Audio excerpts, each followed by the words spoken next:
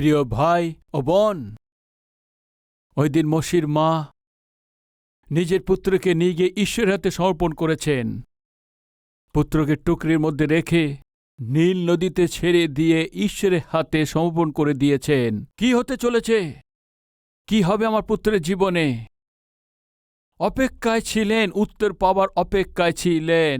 ভাই, আপনি মন দিয়ে শুনুন, যে কোনো বিষয় নিয়ে ধৈর্য ধরে যখন আপনি অপেক্ষায় থাকেন, ঈশ্বর থেকে উত্তরের অপেক্ষা করেন। উত্তরের জন্য যখন আপনি অপেক্ষা করেন, শয়তান এসে কি বলে থাকে জানেন কি? এখন কি হয়েছে? যখনই দেখো তুমি ঈশ্বরের কথা বলে থাকো, এখন কি হয়েছে? তুমি তোমার পুত্রকে নিজের হাতে হারিয়ে ফেলেছ। তোমার পুত্র তোমার থেকে দূরে সরে গেছে, তোমার কন্যা তোমার থেকে দূরে সরে গেছে, তোমার স্বামী দূরে সরে গেছে, স্ত্রী তোমার থেকে দূরে সরে গেছে, তোমার চাকরি তোমার থেকে দূরে সরে গেছে, তোমার স্বাস্থ্য তোমার থেকে দূরে সরে গেছে। তুমি কি করে দেখিয়েছ? ঈশ্বরের উপরে বিশ্বাস করে।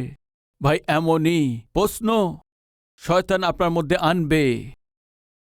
মোশির পিতামাতার কাছে শয়তান এসে হয়তো এমন প্রশ্ন করতে পারে, এখন কি হয়েছে? বিশ্বাসেতে তোমার সন্তানকে রক্ষা করবে বলেছিলেন, এখন কি হয়েছে? ছেড়ে দিয়েছে না? এখন কি হয়েছে? ভাই, আজকে আমাদের মধ্যে কেউ আছেন কি? উত্তর পাওয়ার জন্য যখন আপনি অপেক্ষা করেন, তখন শয়তান এসে ডিসকাস করছে। তবে শুনুন, আপনি ঈশ্বরের প্রতি যদি বিশ্বাস করেন, তো যে তার উপরে বিশ্বাস করে তাকে ছেড়ে দেবার আমার ঈশ্বর কখনো তা নয়। বিশ্বাস যারা করে থাকে তাদের জীবনেতে আশ্চর্য কাজ করেন। যিনি মহান ঈশ্বর আছেন, আমার প্রভু যীশু খ্রিস্ট। ভাই, অপেক্ষায় ছিলেন আমার পুত্রের কি হতে চলেছে, আমার পুত্রের কি হবে, পরিস্থিতি কি হবে। আজ আমাদের মধ্যে কেউ আছেন কি? পুত্রকে কলেজে জয়েন করেছে, কন্যা কলেজে জয়েন করেছে, ওদের ঈশ্বরের হাতে সমর্পণ করেছি, ওদেরকে আমি বিদেশে পাঠিয়েছি, অন্য দেশে পাঠিয়েছি। কেমন হবে, কিভাবে থাকবে, এই ভেবে যারা দুঃখিত হচ্ছেন, চিন্তিত হচ্ছেন, মা বাবারা, তা শুনুন। আপনি আপনার কন্যা এবং পুত্রকে ঈশ্বরের হাতে দিয়েছেন, তো কোন সংবাদ আসবে, কোন সংবাদ পাবে জানেন কি? মরিয়ম দৌড়ে এসছেন, মা মা কি হয়েছে কন্যা, এত দ্রুত আসছো, কি আশ্চর্য হয়েছে? কি হয়েছে? তোমার বলা অনুসারেই ফৌরনে কন্যা এসছে মা। হ্যাঁ, এসছে তো, কি হয়েছে? ভাইকে দেখেছে, ভাইকে দেখেছে। হ্যাঁ, ভাইকে দেখে কাঁদছে, ভাইকে দেখে ওর হৃদয় গলে গেছে মা। ও নিজের হাতেতে ভাইকে তুলে নিয়েছেন, ও ভাইকে নিয়ে অনেক খুশি হয়েছে মা, আনন্দিত হয়েছেন। কার সন্তান আছে এই সন্তান? এইভাবে পাশে লোকের কাছে জিজ্ঞেস করেছে মা, এ হয়তো মনে হয় এই ইব্রিয়দের মধ্যে কোনো বালক হবে। এমনই আছে। ভাই, ফৌরনের কন্যার কোনো সন্তান ছিল না, অনেক দুঃখিত ছিল। ও ঈশ্বরের হাতেতে মসিহকেই উপহার রূপেতেই নিয়েছেন। ফৌরনের মেয়ের পিতা কি বলেছেন? ফৌরন মেরে ফেলবে। আমাদের দেশে ইব্রিয় যদি কোনো পুত্র সন্তান হয়, তাকে মেরে ফেলবে। এইভাবে আজ্ঞা দেবার পরেও ঈশ্বর বললেন, আমি জীবিত রাখব, তোমার ঘরেতেই ওকে বড় করাবো। কত অদ্ভুত ঈশ্বর আছে দেখুন। ওই বালককে দেখে দ্রুত, ওর ওই কান্নাকে দেখে দ্রুতই ফৌরনের মেয়ে কেঁদে ফেলেছেন। মরিয়ম দ্রুত ছুটে এসে বলছে, মা মা, ভাইকে ফৌরনের কন্যা নিজের হাতেতে তুলে নিয়েছেন মা। আমার ভাইকে কিছুই হয়নি, আমার ভাইকে ঈশ্বর বাঁচিয়েছেন। প্রিয় ভাই, আমার ঈশ্বর রক্ষাকারী আছেন। কিন্তু মন দিয়ে শুনুন, বাস্তবে মসিহকে দূরে হয়তো চলে যেত। ওই পেটটার টুকরি যে বইতে থেকেই ধীরে ধীরে ধীরে ধীরে দূরে কোথা চলে যেত। কেউ জানতে পারত না মসিহকে। কিন্তু কি হয়েছে জানেন কি?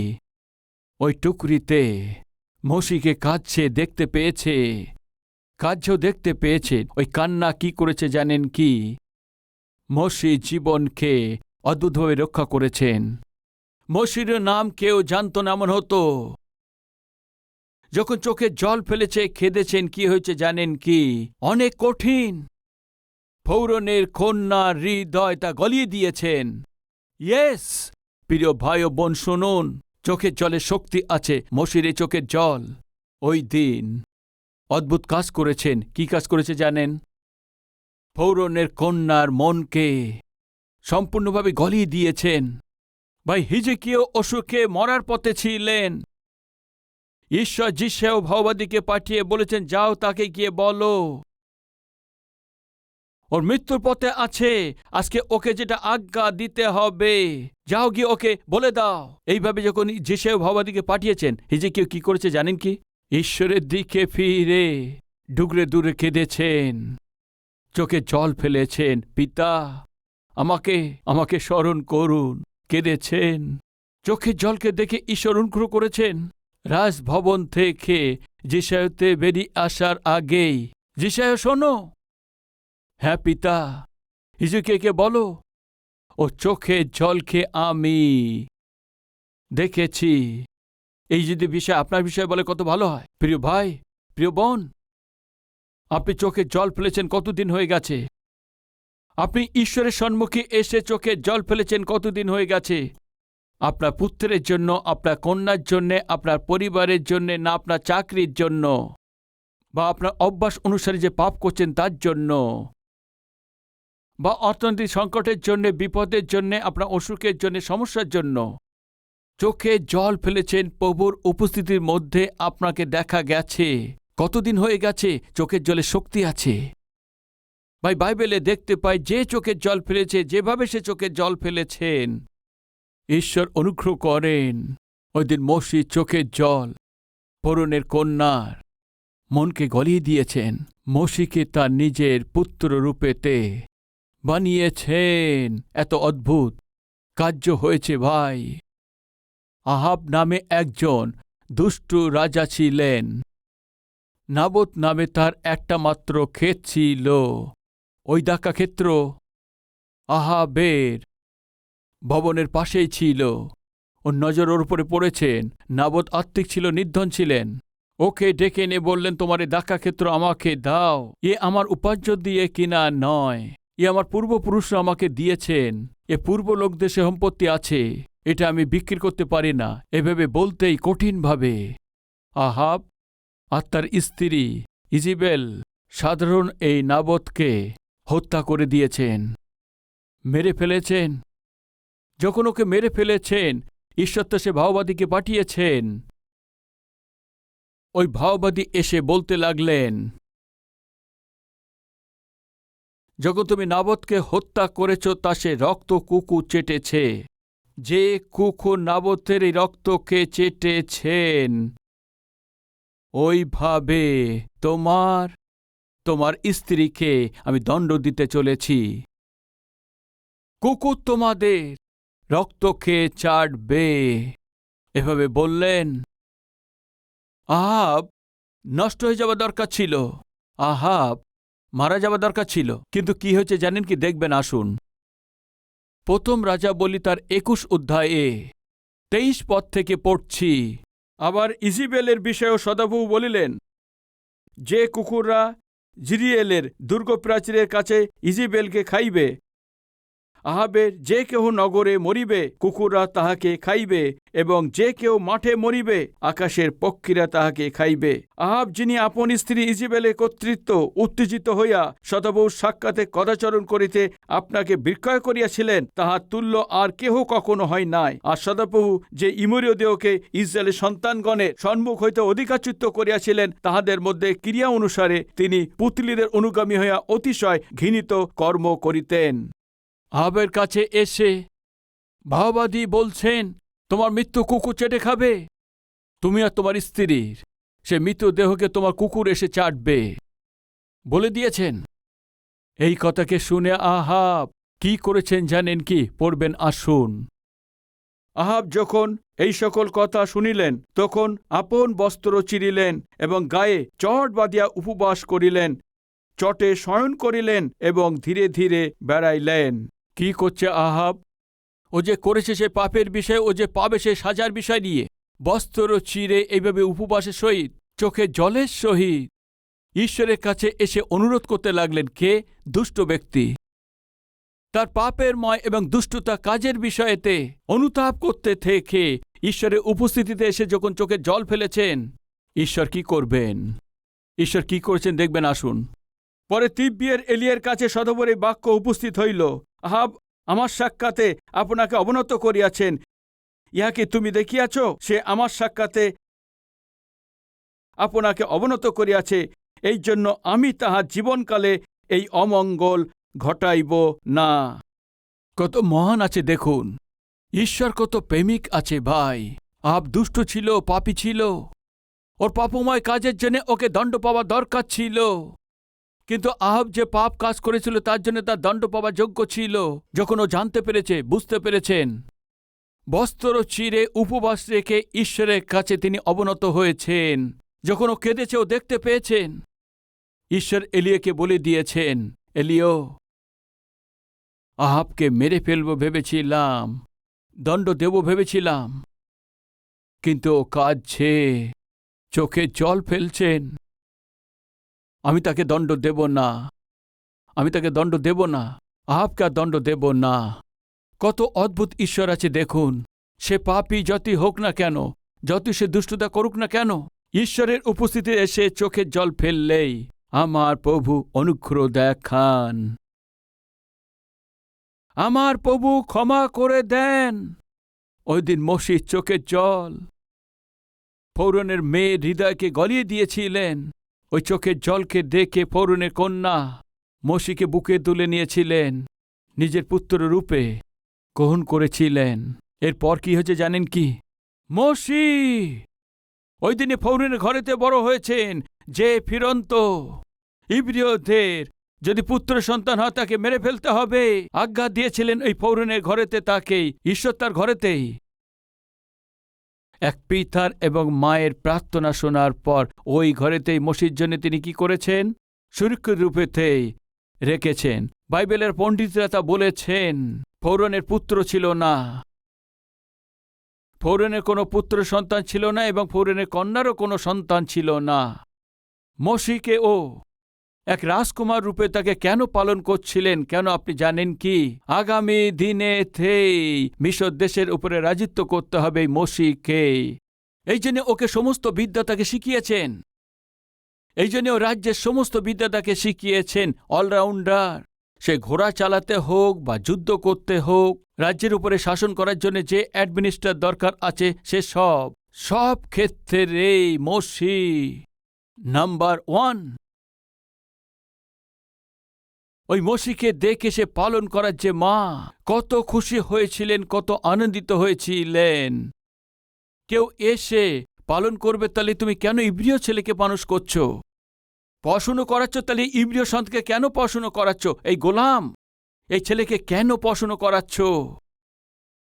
এই বন্দিযুক্ত ছেলেকে কেন পড়াশুনো করাচ্ছ? এইভাবে কেউ সাহস করে ফৌরনের কন্যার কাছে প্রশ্ন করলে ফৌরনের কন্যা কিভাবে সাহসের সঙ্গে উত্তর দেবে জানেন কি? আপনি কি বলছেন? গোলাম এই ছেলেকে আমি পালন করছি, কি বলছি? আমি তোমাকে জিজ্ঞেস করছি, আমাদের মিশর দেশেতে আর তোমাদের সন্তানদের মধ্যে মোশির মতো বুদ্ধিমান কোনো ছেলেকে দেখাতে পারবে? মোশি যেভাবে যুদ্ধতে প্রবীণ আছে, যদি কেউ থাকে দেখাও। মোশির মতো কোনো জ্ঞানবান আছে, তবে আমাকে দেখাও দেখি। মোশির মতো কথা বলতে পারে এমন কেউ দেখাও আমাকে। ছেলে মনে করে পালন করেছেন। ওই মাকে মোশি কারোর সামনেতে লজ্জিত হতে দেননি মোশি।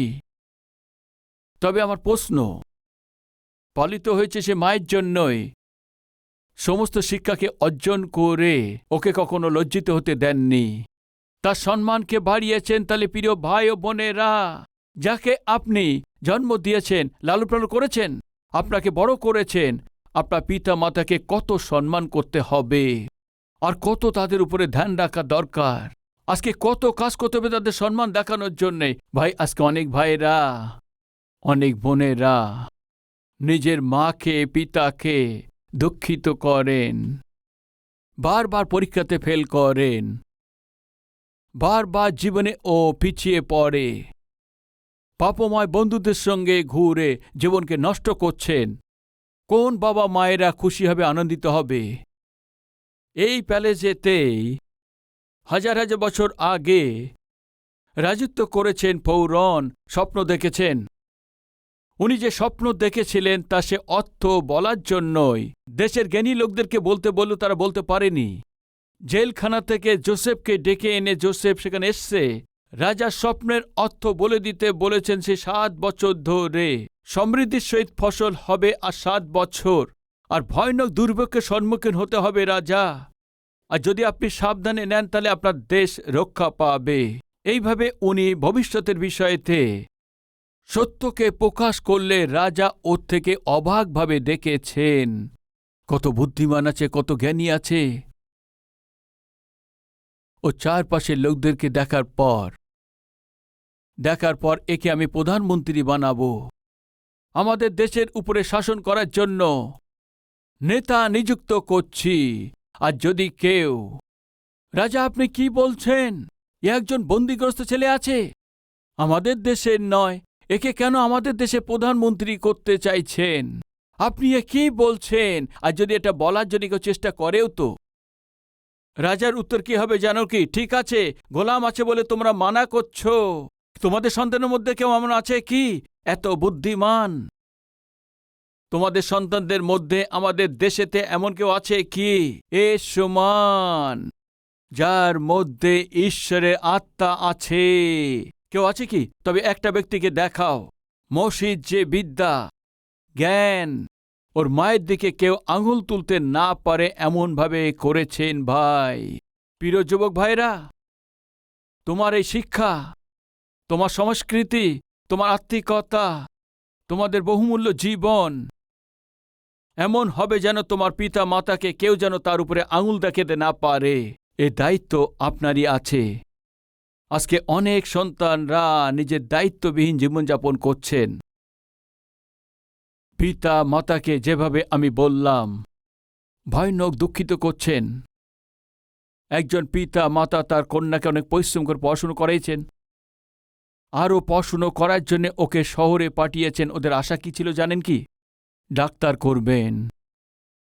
যখন গ্রামে ছিল, গ্রামের রীতিতে খুব ভালো করে পড়াশুনো করেছিলেন, কিন্তু যখন ও শহরে এসে মেয়ে মন্দ স্বভাবের মধ্যে পড়ে পাপের স্বভাবতার মধ্যে এসে জীবনযাপন করছে, নিজের শখের জন্য, নিজের খরচের জন্য, নিজেই ঘোরাফেরার জন্য আর নিজের এনজয় করার জন্য মিথ্যা কথা বলে ঘর থেকে এভাবে তার পয়সা নিয়ে এসে খরচা করতে থাকে।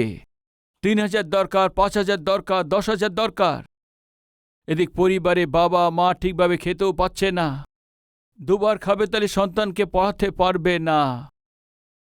এই ভেবে নিয়ে একবার খেয়ে আরেকবার না খেয়ে তার মেয়ের জন্য, তার প্রয়োজনের জন্য তার পয়সা পাঠাতেন। এই প্রক্রিয়াতে তার পিতা সে স্বাস্থ্য নষ্ট হয়ে গেছে। ঔষধ না খেলে এখন মারা যাবে, তবু সে ঔষধ খেতে পারতেন না। স্ত্রী বলছে তুমি ঔষধ খাচ্ছ না, জীবনে ঝুঁকি হয়ে গেছে। ওর স্বামী কি বলেছে জানেন কি?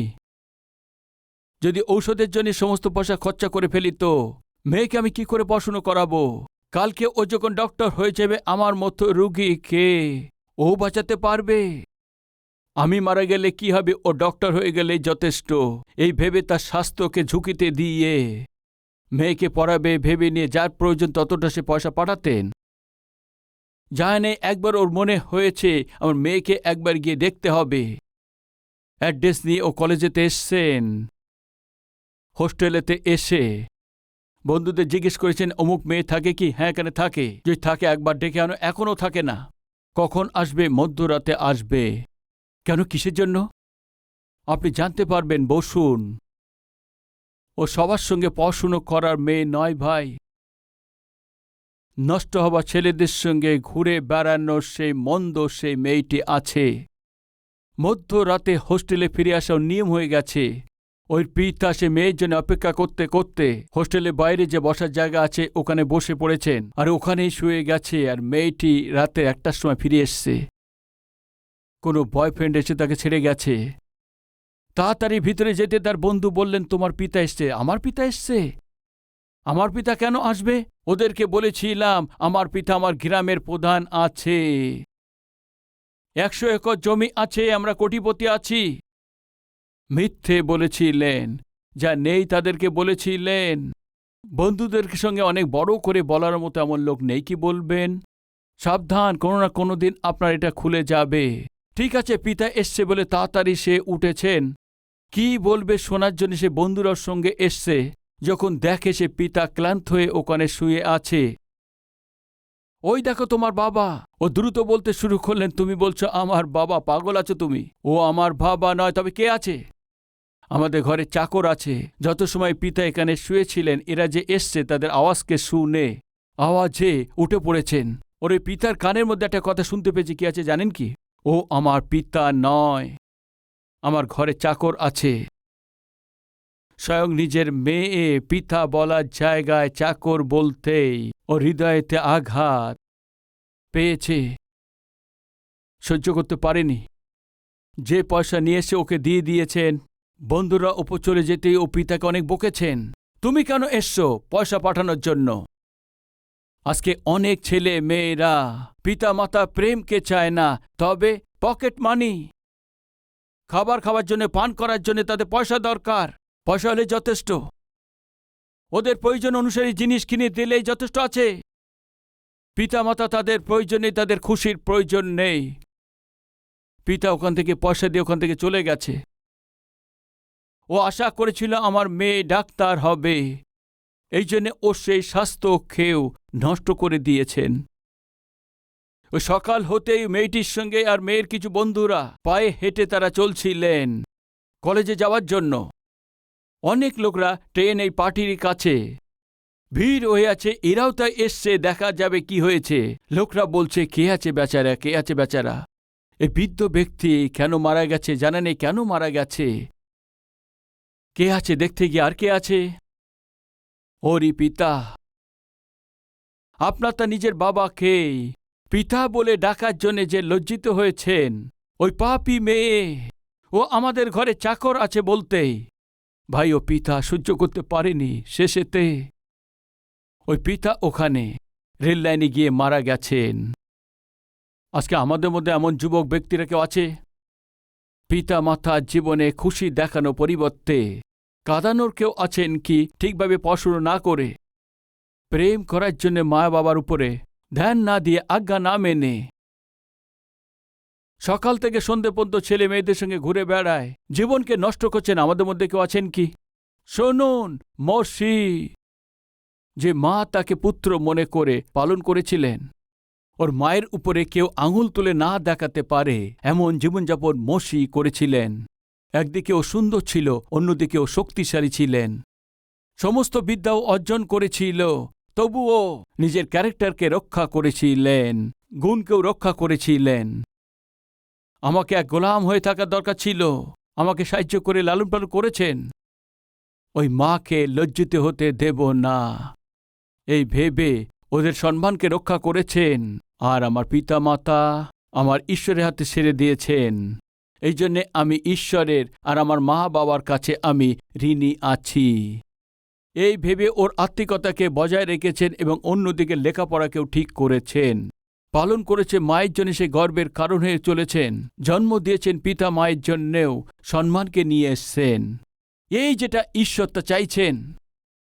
অদ্ভুতভাবে তাকে বাঁচানো হয়েছে, সমস্ত বিদ্যাকে শিখেছেন। আজকে আমাদের বিষয় কি আছে প্রিয় ভাইরা বোনেরা? আপনার স্টুডেন্ট রূপে আপনি কি আছেন? ভালোভাবে পড়ুন, পরিশ্রম করে পড়ুন, অন্যের ছাড়া অধিক পরিশ্রম করে পড়াশোনা করুন। তোমার পিতা মায়ের জন্য গর্বের কারণে এমনভাবে চলুন। আর যে আপনার জন্য জীবন দিয়েছে ঈশ্বরের জন্য মহিমা দিতে পারেন এমনভাবে চলুন। এমনভাবে আপনি জীবনযাপন করুন, আমি তা আশা করছি। আসুন একসঙ্গে মিলে প্রার্থনা করতে পারি। যারা হাঁটুতে আসতে চান হাঁটুতে এসে প্রার্থনা করুন।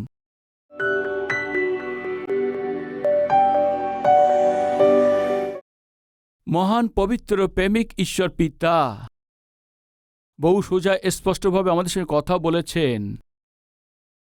মসিকে আপনি অদ্ভুতভাবে রক্ষা করেছেন। আজকে আমাদের প্রত্যেককেই পিতা অদ্ভুতভাবে রক্ষা করুন। আমাদের সন্তানদেরকেও অদ্ভুতভাবে রক্ষা করুন। এরা জগতের মধ্যে আছে, কিন্তু জগৎ ওদের মধ্যে থাকার অনুমতি নেই পিতা। ওদেরকে আপনার হাতে সমর্পণ করছি। বহুভাবে সুরক্ষিত আর রক্ষা করেন যিনি, আপনার হাতেতেই দিচ্ছি। ওদেরকে রক্ষা করুন পিতা। জগতে তাদের মিশে যাবার অনুমতি নেই। আর ওইভাবে আমাদের মধ্যে যাদের জন্য বিশ্বাসে যারা অপেক্ষা করছে, তাদের বিশ্বাস অনুসারে প্রতিফল দিন। ফল দিন পিতা, যেন ভালো সংবাদ তারা শুনতে পারে। সাহায্য করুন পিতা। এমন অনুগ্রহ তাদের প্রত্যেকে করুন, যীশু খ্রিস্টের নামে চাইছি পিতা, আমেন।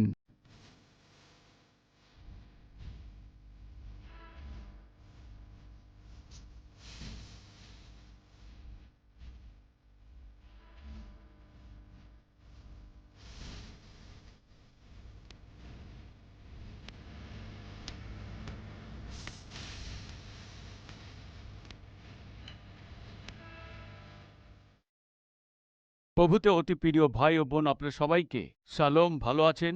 কালভেরি শহর 2003-এ শুরু করা হয়েছিল। আজ 2023-এ 20 বছর হয়ে গেছে।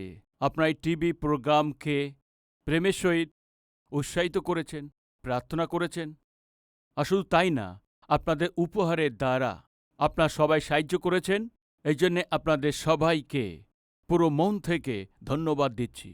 আজ এই কার্যক্রমের দ্বারা হাজারো লোক, কোটি লোকের কাছে জীবিত ঈশ্বরের এই অদ্ভুত সুসমাচারকে পৌঁছানোর জন্য আপনারা যে সাহায্য করেছেন, আমার মন থেকে ধন্যবাদ দিচ্ছি। আর সেই সঙ্গেই আমাদের এই কালভেরি স্বরে কার্যক্রম শুধু বাংলাতে নয়, ভারত দেশেতে বলা হয়ে থাকে সব প্রধান ভাষাতেই প্রভু যীশু খ্রিস্টের সুসমাচারকে আমরা পৌঁছে দিতে পারি। পরিশ্রম করছি।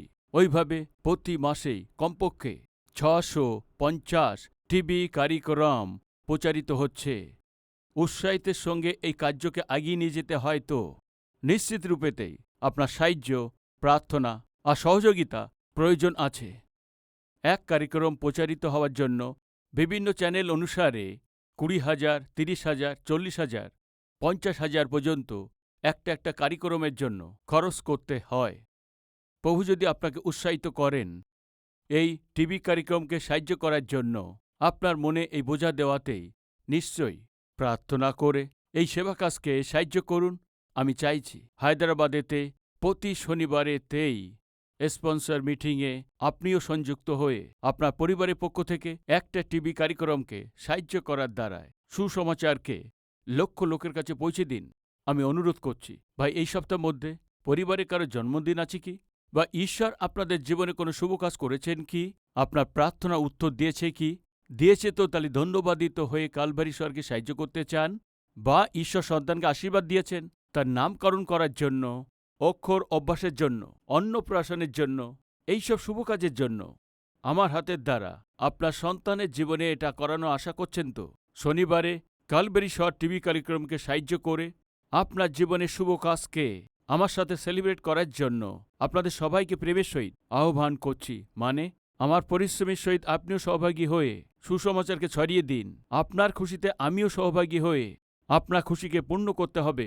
মন থেকে চাইছি এই অদ্ভুত ঈশ্বরের সুসমাচারকে জগতে পৌঁছে দেওয়ার প্রক্রিয়াতে আপনার প্রার্থনা, আপনার উৎসাহকে চাইছি। প্রভুতে আপনার প্রিয় সতীশ কুমার।